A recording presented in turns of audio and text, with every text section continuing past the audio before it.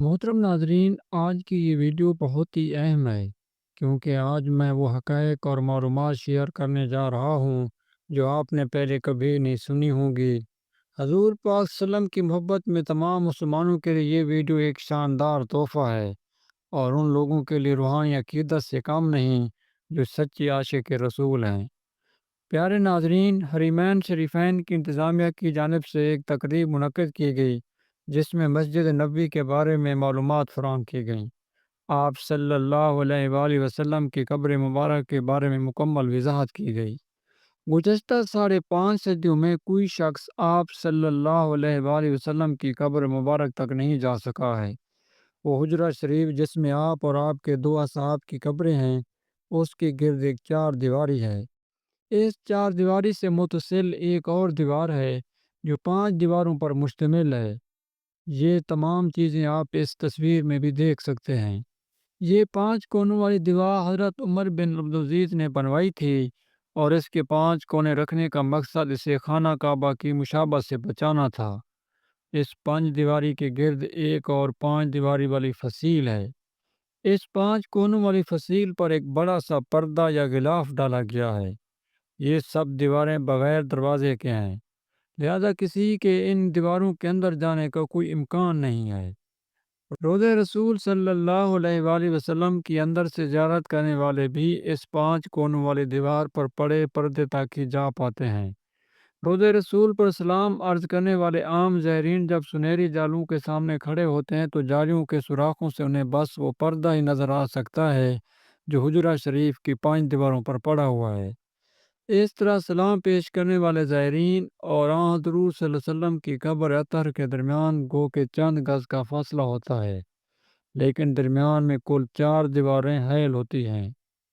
ایک سنہری جاروں والی دیوار، دوسری 5 کونوں والی دیوار، تیسری ایک اور 5 دیواری، اور چوتھی وہ 4 دیواری جو کہ اصل حجرے کی دیوار تھی۔ گزشتہ 1300 سال سے اس 5 دیواری حجرے کے اندر کوئی نہیں جا سکا ہے سوائے 2 موقع کے۔ ایک بار 91 ہجری میں حضرت عمر بن عبدالعزیز رحمۃ اللہ علیہ کے دور میں ان کا غلام، اور دوسری بار 881 ہجری میں معروف مورخ علامہ نور الدین ابو الحسن الصمہودی کے بیان کے مطابق وہ خود مسجد نبوی میں قبلے کا رخ جنوب کی جانب ہے۔ نبی پاک صلی اللہ علیہ وآلہ وسلم کا روضہ مبارک ایک بڑے حال کمرے میں ہے۔ بڑے حال کمرے کے اندر جانے کا دروازہ مشرق کی جانب ہے، یعنی جنت البقیع کی سمت۔ یہ دروازہ صرف خاص شخصیات کے لیے کھولا جاتا ہے۔ اس دروازے سے اندر داخل ہوں تو بائیں جانب حضرت فاطمہ زہرا رضی اللہ تعالیٰ عنہ کی محراب ہے۔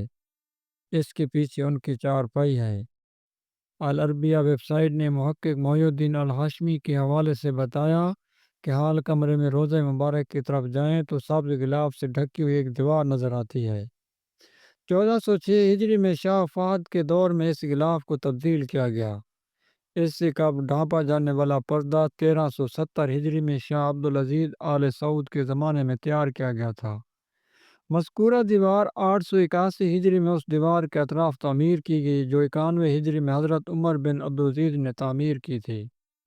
اس بند دیوار میں کوئی دروازہ نہیں ہے۔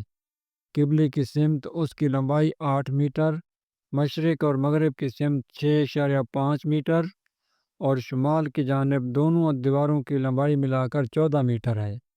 ایک جانکاری کے مطابق حساب سے 5 دیواروں والی 4 دیواری سلطان نور الدین زنگی نے اس وقت تعمیر کروائی جب یہودیوں کی گھنونی سازش کو سلطان نے ناکام کیا تھا۔ کہا جاتا ہے کہ 91 ہجری سے لے کر 881 ہجری تک تقریباً 8 صدیاں کوئی شخص آپ صلی اللہ علیہ وآلہ وسلم کی قبر مبارک کو نہیں دیکھ پایا۔ اس کے بعد 881 ہجری میں حجرہ مبارک کی دیواروں کے پوشیدہ ہو جانے کے باعث ان کی تعمیر نو کرنا پڑی۔ اس وقت نامور مورخ اور فقیہ عالم نور الدین ابو الحسن الصمہودی مدینہ منورہ میں موجود تھے، جنہیں ان دیواروں کی تعمیر نو کے کام میں حصہ لینے کی سعادت حاصل ہوئی۔ وہ لکھتے ہیں 14 شعبان 881 ہجری کو 5 دیواروں مکمل طور پر ڈھا دی گئیں۔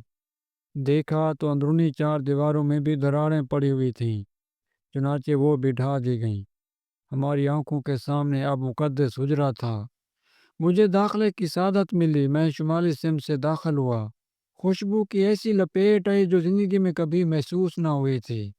میں نے رسول اللہ اور آپ کے دونوں خلفاء کی خدمت میں ادب سے سلام پیش کیا۔ مقدس حجرہ مربع شکل کا تھا۔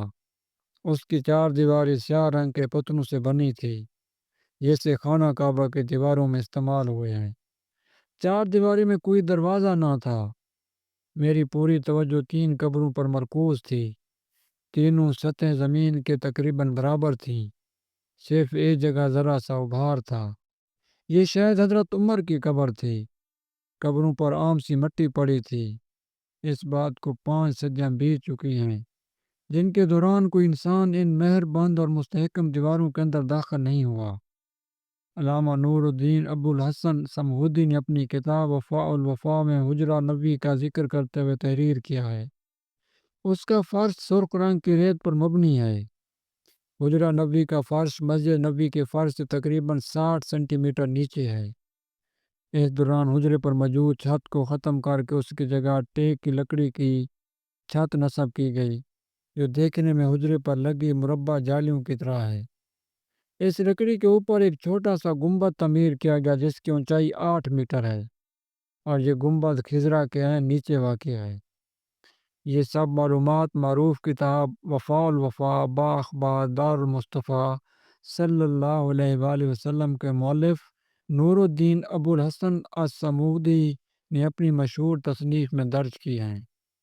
واللہ عالم بالصواب۔